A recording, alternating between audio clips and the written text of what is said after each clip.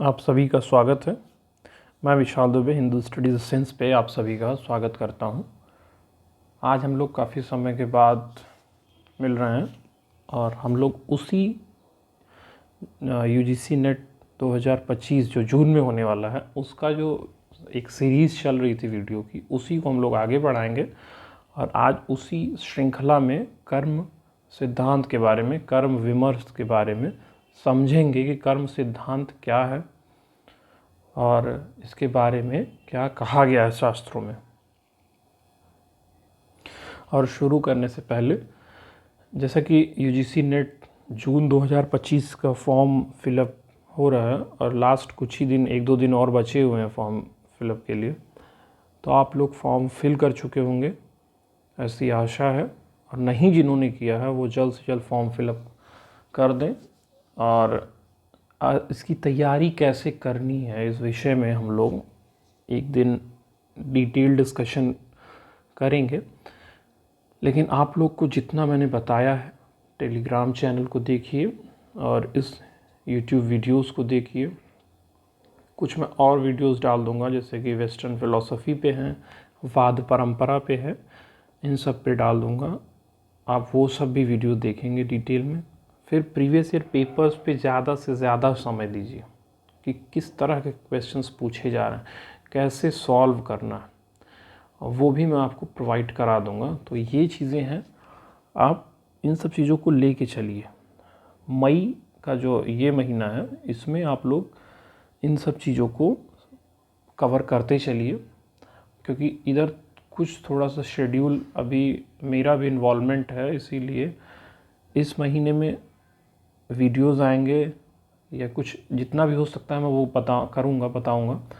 But जून में, पूरा जून, जैसे आपका एग्ज़ाम होगा 21 से 30 जून के बीच में, टेंटेटिव है, तो हम लोग उधर अच्छे से फोकस करेंगे। मतलब 25 मई के बाद हम लोग काफ़ी डेडिकेटेड वीडियोस बनाएंगे और क्रैश कोर्स की तरह हम लोग प्रिपरेशन करेंगे। उससे पहले आप लोग रामायण, महाभारत, खासकर संस्कृत परिचय, इस पे ज़्यादा ध्यान दीजिए, दर्शन पे ज़्यादा ध्यान दीजिए। और जो वीडियोस मैं डाल रहा हूँ, कर्म विमर्श, धर्म, मोक्ष, जितने भी वीडियोस डाले हैं या डालूंगा वो देखते रहिए। षड दर्शनों पे आप अपनी पकड़ बनाइए। षड दर्शनों से प्रश्न आते हैं, उस पे भी फिर से एक वीडियो मैं बनाऊंगा। जो 6 दर्शन है, हमारे 9 दर्शन है, जिसमें 6 आस्तिक और 3 नास्तिक, इन पे भी वीडियो में फिर से बनाऊंगा एग्ज़ाम पर्पस से। तो उन सब चीज़ों को देखते हुए हम लोग तैयारी करेंगे। आप लोग, अब समय कम है, इसलिए पूरे तरीके से मेहनत करिए, क्योंकि उसी से ही आपको जो आपका लक्ष्य है वो प्राप्त होगा। तो इसके साथ ही हम लोग शुरू करते हैं आज का कर्म विमर्श। तो कर्म विमर्श में देखेंगे कि कर्म, अकर्म, विकर्म, इन सब को भी बताया गया। फिर वेदांत में जो है वो 6 प्रकार के कर्म को बताया गया है, ठीक है। फिर इसके विषय में अगर आपको जानना है तो भगवत गीता का 4था अध्याय पढ़िए, उसमें कुछ ही श्लोक हैं, कर्म, अकर्म, विकर्म। जैसे पिछले बार शायद 4.16 या 17 उससे संबंधित एक श्लोक का नंबर पूछा था एग्ज़ाम में, तो उन चीज़ों को देखिए। फिर शंकर भाष्य देख सकते हैं भगवद गीता पे जो है, या शंकराचार्य के जो वेदांतिक जो हैं सिद्धांत, कर्म को कैसे मानते हैं, कि वो बंधन में मानते हैं कि मुक्त अवस्था में मानते हैं, वेदांत क्या कहता है, ये माया क्या है, इन सब चीज़ों को भी इसी से जोड़कर पढ़ते हुए हम लोग आगे बढ़ेंगे। तो फिर जैसे कर्म से संबंधित जो भी हैं, गीता के 4थे अध्याय के 15वें श्लोक में, ठीक है, अहंकार रहित होकर कोई कर्म करने पर वह बंधक नहीं होता है, यह जानकर युगांतर में मुमुक्षुओं ने सत्व शुद्धि के निमित्त जो तत्वविद जनकादि ने लोक संग्रहार्थ कर्मों का अनुष्ठान किया है, वही कर्म है, वही अर्जुन तुम भी कर्म करो। तो ऐसे ही आपको श्लोक के अनुसार चलना होगा। श्लोक को आप समझेंगे तो आप ज़्यादा अच्छे से समझेंगे। फिर देहेंद्रियादि विहित वह गतिविधि जो शास्त्र अनुमोदित या शास्त्र द्वारा प्रतिषिद्ध है उसे कर्म कहा गया।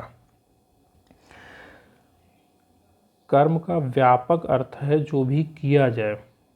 भगवान श्री कृष्ण ने कहा है कोई व्यक्ति एक क्षण के लिए भी कर्म किए बिना नहीं रह सकता। प्रत्येक व्यक्ति को प्रकृति से अर्जित गुणों के अनुसार विवश होकर काम करना पड़ता है।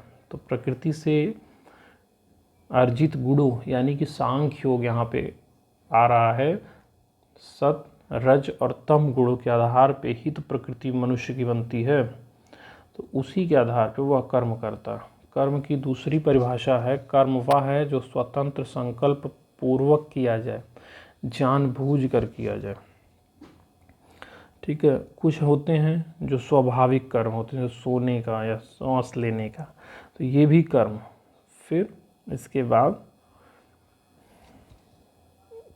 कर्म के 3 प्रकार, संचित, संचयमान और प्रारब्ध। ये फल के सिद्धांत हैं। कर्म के फलों में 3 प्रकार के हैं। तो संचित कर्म जो हैं जिनके फल का अभ्युदय नहीं हुआ अभी, ठीक है, मतलब जैसे कि आपका फिक्स डिपॉजिट, वो है संस्कार बनकर समय की प्रतीक्षा करते हैं। ठीक है। संचयमान या क्रियमान कर्म फल जो होते हैं वर्तमान में होने वाले कर्मों के अनुसार जो भविष्य में फल मिलेगा, ठीक है, वो होते हैं। और प्रारब्ध वे पूर्ववत कर्म हैं जिनके फल का अभ्युदय हो चुका है, जिनका मिलना हमको जो जीवन मिला है या जो भी है वो प्रारब्ध कर्म के ही अनुसार। फिर उसके बाद षट कर्म होते हैं। हिंदू धर्म में 6 कर्मों को नित्य करणीय बताया गया है। ये कर्म है स्नान, संध्या, जप, देव पूजन, वैश्वदेव और आतिथ्य। ठीक है। तो ये होते हैं हमारे षट कर्म जो प्रतिदिन ही इसको करते हैं। तो स्नान हो गया, इसमें फिर स्नान विधि, निमित्त स्नान, भेद उसके, इसमें आपको नहीं उतना जाना है डिटेल। ठीक है। फिर ये आगे बढ़ेंगे। फिर अकर्म की आते हैं। अकर्म क्या होता है? कर्म तो समझ गए कि, और फिर कर्म के फल देख लिए कि 3 तरह के। अब अकर्म पे आते हैं। तो सामान्य अर्थों में जिस स्थल पर आपको कार्य करना चाहिए वहाँ पर चुप बैठे रहने को अकर्म कहा जाता है। यह 2 स्थितियों में संभव है, या तो अज्ञानता हो या कोई लालच में हो या प्रमादवश हो कि हाँ नहीं, हम नहीं कर सकते हैं इसको। सामान्य रूप से मन, वाणी, शरीर की चेष्टा के अभाव को अकर्म कहा जाता है। कर्म मन, वाणी एवं शरीर से किया गया कर्म, इसलिए मानसिक, वाचिक, शारीरिक कर्म इसको कहते हैं। इनके व्यापार को त्याग देना, मतलब इसको नहीं करना, इनके, इसी को अकर्म कहते हैं। किंतु शंकराचार्य इसको शंकर भाष्य में नकारते हैं और कहते हैं कि यह नहीं होना चाहिए, कर्म जो है वो देह आदि की चेष्टा या अकर्म चेष्टा ना करना ही। ठीक है। गीता भी जो है कर्म की गति को गहन बताकर यह संकेत देती है कि कर्म और अकर्म को इतनी सरलता से नहीं समझा जा सकता है कि आप कुछ नहीं कर रहे हैं तो वह कर्म, क्योंकि शरीर है, इंद्रियां हैं, वो चल तो रही हैं, आप नहीं कर रहे तो भी वो है। तो इसी पे महत्व देते हुए बताते हैं। और फिर अब आते हैं तीसरा विकर्म। तो विकर्म क्या है? विकर्म कर्म को विहित कर्म, मतलब जो बताए गए हैं कर्म उनको ना करना ही विकर्म है। जैसे शास्त्रों द्वारा जो नित्य कर्म अनुमोदित है उनको ना कर्म करना विकर्म। जैसे अभी 6 कर्मों की बात हुई थी, स्नान, ध्यान, देव पूजन, वो नहीं करना, आप विकर्म में आएंगे। नित्य कर्म से विरुद्ध कर्म के रूप में उपयोगी होता है। विकर्म वे कर्म है जो शास्त्रों में प्रतिषिद्ध है, मतलब जो मना किया गया है शास्त्रों में, उसको करना विकर्म। वेद शास्त्र जिसे ना करने का आदेश देते हैं ऐसे कर्म, यानी कि हिंसा करना, भक्ष्य करना, मतलब जो चीज़ को मना है उस चीज़ को खाना पीना, असत्य बोलना, किसी से घृणा करना, यह सब शास्त्रों में विहित कर्म है, यानी कि इन्हें मना किया गया है, अविहित कर्म है, इन्हें रोका गया है। तो उसे आप करेंगे तो उसे विकर्म कहते हैं। फिर मनुस्मृति के 12वें अध्याय में भी कुछ अशुभ फल देने वाले मानस, वाचिक और दैहिक विकर्मों का भी डायरेक्शन दिया गया। ठीक है, फिर उसके बाद याज्ञवल्क्य स्मृति में बताया गया है कि क्या है विकर्म, ठीक है, कि क्या क्या नहीं खाना चाहिए। फिर मनुस्मृति में वही चीज़ें बताई गई। याज्ञवल्क्य स्मृति और मनुस्मृति 2 स्मृतियों में जो धर्मशास्त्र हैं इनमें भी वही चीज़ बताई गई। फिर कर्म अकर्म विकर्म के बारे में आपको गीता में भगवान श्री कृष्ण बोलते हैं। तो ये है श्लोक अध्याय 4 का पहला। इसको आप देखिए, कर्म विकर्म अकर्म को समझना चाहिए क्योंकि इनकी गति अर्थात यथार्थ रूप स्वरूप बड़ा गहन है। ठीक है, तो इसको समझिए। फिर उसके बाद चौथे का 18वां श्लोक। फिर इसके बाद आप इसको रीड करते हुए इग्नू के नोट्स को आप आगे बढ़ेंगे। और यहाँ पे आप ये शायद मुझे लगता है कि एक बार ये श्लोक पूछा गया था, कहाँ बोला गया है, किसने बोला है यूजीसी नेट एग्ज़ाम में, तो ये शंकर भाष्य में लिखा गया हुआ। फिर उसके बाद आप ये कुछ विद्वानों के वक्तव्य हैं जिसको आप अभी छोड़ सकते हैं क्योंकि यूजीसी नेट में उतना नहीं है। फिर आप देखिए कि देखिए काम में कर्म क्या है, पहले तो अकर्म देख लीजिए, फिर काम में कर्म है विशेष कामना से किए जाने वाले कर्म है। नित्य कर्म जो हैं वो हैं अनिवार्य रूप से नित्य किए जाने वाले। नैमित्तिक कर्म किसी निमित्त अवसर विशेष किए जाने वाले व्रत या श्राद्धादि कर्म हैं। फिर प्रारब्ध कर्म जो हैं जिन कर्मों का फल भोग प्रारंभ हो गया, मतलब ये कर्म फल के बारे में आपको ये तीनों बताते हैं। ठीक है, कि संचित कर्म जिन कर्मों का फल भोग अभी प्रारंभ नहीं हुआ, संचयमान जो हम कर रहे हैं। फिर षड कर्म देख लीजिए, स्नान ध्यान संध्या जप, इनमें ऑप्शन में दे सकता है कि कौन नहीं है, तो ये अच्छे से आप याद कर लें। फिर वैश्व देव के बारे में, तो इसका अर्थ क्या है, ऐसे भी वन लाइनर में पूछा जा सकता है, तो ये सब चीज़ें आप अच्छे से देख लीजिए। फिर वेदांत में जो है उसमें 6 प्रकार के कर्मों के बारे में बताया गया जिसके आधार पे आप मोक्ष की प्राप्ति करेंगे, जीवन मरण के चक्र से मुक्ति पा जाएंगे। तो यह वेदांत बताया गया है जो 6 प्रकार के हैं, काम कर्म, निषिद्ध कर्म, नित्य कर्म, नैमित्तिक कर्म, प्रायश्चित और उपासना। तो काम के बारे में बता दिए कि किसी कामना के आधार पर निषिद्ध है जो शास्त्रों में मना किए गए हैं, जिनको निषेध किया गया है, उन कर्मों को करना निषिद्ध कर्म बताया गया है। नित्य कर्म है जो डेली रूटीन में स्नान ध्यान संध्या पूजन ये सब जो है। फिर नैमित्तिक कर्म किसी कामना विशेष से। प्रायश्चित कर्म कोई आप मतलब ईश्वर के नज़दीक जाना, यानी कि जो प्रायश्चित है, कुछ वैसे कर्म हुए जिनके लिए प्रायश्चित करना, ये भी एक कर्म बताया गया। और उपासना अपने आप को देवता या अपने ईष्ट के सामने समर्पित कर देना ही वह होता है। फिर इसके बाद ये आप देख लीजिएगा। फिर इसी में नित्य कर्म में पंच महायज्ञ भी आते हैं।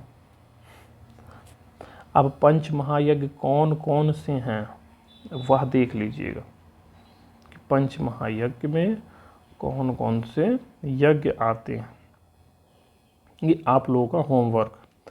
फिर नैमित्तिक कर्म है, विशेष अवसर पे किए जाते हैं। ठीक है, जैसे षोडश संस्कार हुए, ठीक है, जो जातेष्ठी यज्ञ हुआ, या कोई और कुछ विशेष कार्य, कोई व्रत त्योहार पूजा कुछ वैसी, तो ये सब आपके नैमित्तिक कर्म में आते हैं, किसी विशेष समय में होते हैं। फिर प्रायश्चित में है जिसके द्वारा चित्त संतुष्ट हो जाए, वह है प्रायश्चित कर्म। गलान या अपराध बोध की भावना क्षमा मांगने और संशोधन करने की प्रक्रिया को शुरू करने में महत्वपूर्ण भूमिका निभाती है। फिर इसके बाद आप देखेंगे ग्रंथों में वर्णित हैं, ये सब आप पढ़ लीजिएगा। प्रायश्चित के 4 मुख्य स्तर स्तर देख लीजिएगा, हो सकता है कि ये ऑप्शन बना के पूछ दे। फिर इसके बाद हम आगे बढ़ेंगे। इन सब में तो कुछ अभी इधर तो वैसे कुछ है नहीं कंटेंट, बस आप लोगों को एक बार रीड करना है। फिर उपासना शब्द का बहुत व्यापक जो मैंने बताया, उपासना को पूजा से देखते हैं, ठीक है, इन सब चीज़ों से जोड़ के देखा जाता है। लेकिन आप देखिए कि सिंपल है, ब्रह्म के प्रति श्रद्धा, समर्पण और प्रेम की गहरी भावना विकसित करना ही इसका सरल शब्दों में एक लक्षण है। उपासना जो है रामानुज ने, आचार्य रामानुज ने वेदांत सूत्र में 5 प्रकार बताई। इसको आप लिख लीजिएगा कि हो सकता है पूछते। फिर सगुण उपासना, निर्गुण उपासना, फिर उसकी आती है उसी में शांडिल्य विद्या का आचार्य शांडिल्य के द्वारा छांदोग्य उपनिषद में उपदेश किया गया है, इसीलिए इसका नाम यह पड़ा। इसका अर्थ है कि अनुशासन में रहते हुए सांसारिक गतिविधियों में लगे हुए भी भक्त अपने विचारों को विभिन्न अभिव्यक्तियों द्वारा अपने इष्ट देवता की ओर निर्देशित करते हैं, ठीक है। मतलब ये गूढ़ तत्व को, जो जीवन में कोई साधारण तरीके से जीवन नहीं जीना, मतलब एक अनुशासित जीवन, आचार विचार शुद्ध रखना, दैनिक जीवन में उसको मानना, लागू करना, उस दिशा में जो परिवर्तनकारी जो एक स्टेप होगा, उस तरह से जीवन जीना ही वो शांडिल्य विद्या के अंतर्गत देखा जाता है। फिर कर्म फल के विषय में, जैसे हम लोग एक एक शब्दों में देख लिया कि संचित, संचयमान, क्रियमान और प्रारब्ध कर्म, इन सबको हम लोगों ने देखा, तो वही चीज़ है डिटेल में, ये आपको देखना है। फिर उसके बाद कर्म भेद, जो सांख्य योग में क्या बताया गया है, कर्म योग में क्या बताया गया है, शास्त्र विहित कर्म क्या है, ठीक है, इन सब को भी आप लोग अच्छे से देखिए, ठीक है, कि सांख्य में क्या बताया गया है, न्याय दर्शन में गौतम ने क्या बोला है, आत्मा सर्वत्र व्याप्त, ठीक है, सांख्य में दुख का कारण क्या है, क्यों बंधन में है, वेदांत में जैसे बोला गया है। देखिए, आचार्य कपिल मुनि के सांख्य दर्शन के अनुसार आदि दैविक, आदि भौतिक तथा आध्यात्मिक तीनों प्रकार के दुखों से आत्यांतिक पूर्णता, एकांतिक, हमेशा के लिए निवृत्त होना ही मोक्ष कहा गया। योग सूत्र में भी बताया गया है। तो आप कैसे कर्म करते हैं, वह निष्काम है कि सकाम है, आप बंधन से बंध रहे हैं कि बंधन से मुक्त हो रहे हैं, उसी के आधार पे आपको मोक्ष की तरफ आपका कदम होगा। इसीलिए सकाम और निष्काम आ जाता है, जो गीता में बताया गया है, ठीक है। सांख्य योग में कर्म को त्रिविध गुणों के माध्यम से समझा गया है कि व्यक्ति बंधन में बंधेगा तो सत रज तम की क्या इसमें महत्ता है, ज्ञान योग का क्या योगदान है, इन सब चीज़ों को आप लोग देखिए। आपको कन्फ्यूज़न होता है कुछ भी तो आप ज़रूर टेलीग्राम पे चैट वाले ग्रुप में बोल सकते हैं या कमेंट सेक्शन में बता सकते हैं। फिर उसके बाद आप इसको जब रीडिंग लगाएंगे तो ये बहुत सिंपल लिखा हुआ, मैं आपको बस पढ़ने का एक तरीका बता रहा हूँ कि किन चीज़ों पे फोकस करना, ठीक है। ये जो ब्राह्मण के कर्म है कि क्षत्रिय के कर्म है, इन सब चीज़ों को आप बहुत ज़्यादा नहीं, लेकिन ये जो है शम का अर्थ क्या, दम का अर्थ क्या है, ठीक है, जैसे कि धर्म के 10 लक्षण हैं, उसमें इन सब शब्दों के अर्थ क्या हैं, इनको भी आप जानते रहिए, क्योंकि ये भी अरेंज करने को दिए जाते हैं। धर्म के 10 लक्षण, इनके अर्थ पूछे जाते हैं, इनसे संबंधित जो उपाख्यान है वह पूछे जाते हैं, जो सिलेबस में दिए हुए, ठीक। फिर उसके बाद सभी के कर्मों के विषय में बात करते हुए फिर उपनिषद कर्म में अध्ययन कर्म पे उपनिषद ग्रंथों में बताया गया है, ठीक है। फिर तप कर्म है, महर्षि पतंजलि ने योग दर्शन में 5 यमों का उल्लेख करते हुए बताया है। अब यम कौन कौन से हैं आप वो देख लीजिए। योग सूत्र का अध्याय 2 का श्लोक 3 में है कि अहिंसा, सत्य, अस्तेय, ब्रह्मचर्य, अपरिग्रह। तो यम कौन कौन से हैं, नियम कौन कौन से हैं, प्राणायाम क्या है, अष्टांग क्या है, ये भी आप जब देखेंगे योग दर्शन में हम लोग बात करेंगे, जब अगले 1-2 वीडियो में बनाएंगे तो उसमें अब हम लोग इन सब चीज़ों पर डिस्कस करेंगे कैसे इन सब चीज़ों को कवर करें। मतलब आपके सामने अगर ये सब चीज़ें आ रही हैं, कीवर्ड्स आ रहे हैं, तो यह आपको पता होना चाहिए कि क्या इसका अर्थ है। फिर दान कर्म के विषय में बताया गया है। ब्राह्मणों का सबसे बड़ा धर्म क्या है, तो वह दान करना, वेदाध्ययन करना, यह सब आता है। फिर यज्ञ कर्म है। इसके बाद फलैक्य में वही है, कर्मों का फल, निःश्रेयस की सिद्धि, यानी कि कर्मों से हम अभ्युदय और निःश्रेयस के भाव में जुड़े रहते हैं, जैसे कि अभ्युदय और फिर निःश्रेयस। यही एक चक्र पूरा करता है पुरुषार्थ का या मनुष्य के जीवन का, कि किसी चीज़ में बंधना नहीं है। जिस तरीके से हम अपने गृहस्थ आश्रम, ब्रह्मचर्य और गृहस्थ में हम अभ्युदय की तरफ जाते हैं, फिर उसके बाद हमारा प्रोसेस वानप्रस्थ और संन्यास में निःश्रेयस की तरफ ही होना चाहिए, सभी चीज़ों से मुक्त होने की प्रक्रिया में। फिर अब ये भी देख सकते हैं सकाम और निष्काम। मतलब सकाम किसी उद्देश्य के को लेकर कार्य करना, निष्काम है कि किसी भी चीज़ से नहीं, हमारा अपना समर्पण है, वह कर्म करने की बस कामना है कि हम कर्म कर रहे हैं, ना फल पे कोई मतलब उद्देश्य है हमारा, फल ना कुछ भी, तो उसको निष्काम कर्म कहते हैं। फिर ये 6 प्रकार के हो गए कर्म। फिर कारणभूत कर्म हो गए, संचित प्रारब्ध क्रियमान। फिर जीवन मुक्ति की अवधारणा आती है, आप नीचे देखेंगे तो जीवन मुक्ति की अवधारणा में होता है कि आप जीवन रहते हुए ही आप मुक्ति पा लें। मतलब कुछ भी आपके अंदर द्वेष, घृणा, लालच, मोह, माया, किसी भी चीज़ बंधनों से मुक्त हो जाए। जीवन मुक्ति में जो जीवन मुक्ति जिन्हें प्राप्त हुआ उनमें गौतम बुद्ध हैं, आचार्य शंकर हैं। शंकराचार्य जो हैं वो इसके प्राइम एग्जाम्पल हैं कि जीवन मुक्त कि कैसे है। लेकिन जो आपका विदेह मुक्ति है वो फाइनल गोल, जीवन मुक्ति स्टार्ट है, बट विदेह मुक्ति मृत्यु होने के बाद शरीर का भी नाश होना, उसके बाद जो मोक्ष प्राप्ति है वह है विदेह मुक्ति। तो इसमें आएंगे स्थूल, सूक्ष्म और कारण शरीर। तो ये आप देख लीजिएगा कि सूक्ष्म स्थूल शरीर किसे कहते हैं। देखिए सकाम कर्म के विषय में, जन्म और मृत्यु के चक्कर में फंसा रहता है व्यक्ति, ठीक है, और वह किसी उद्देश्य के तहत ही कार्य करता है।